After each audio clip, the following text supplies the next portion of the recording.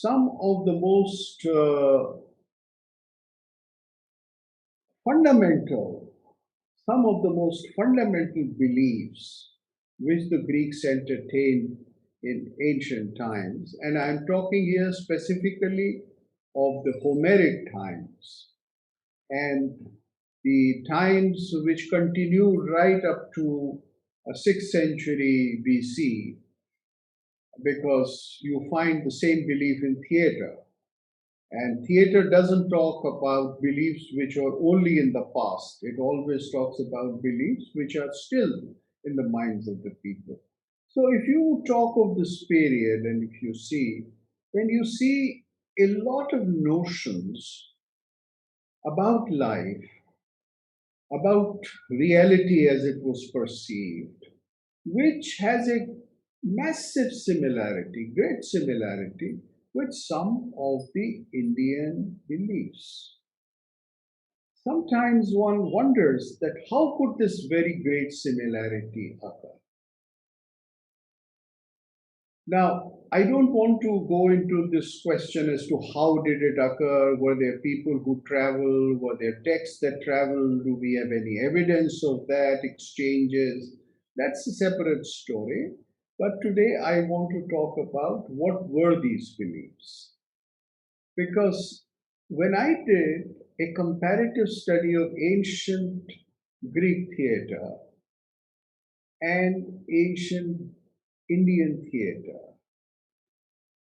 then I found that as a reality of beliefs, these are there. They are there simply for us to see. Now, what are some of these fundamental beliefs? You know, just as in India we believed in what was called purity and impurity, or shauch and ashauch.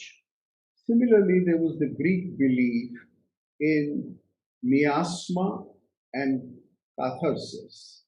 Miasma is some kind of an impurity, some kind of a debility, some kind of an impotence that comes onto you and makes you smaller and makes you full of what you are not really. It's a great covering on you. It is a subjugation of the soul or the psyche of the spirit. And when that is cleaned, when that is washed away, when there is a rejuvenation, then that process is catharsis, cleaning. Now, this belief that man can always enter into an unfortunate state of miasma. And in India, it was considered as ashaucha,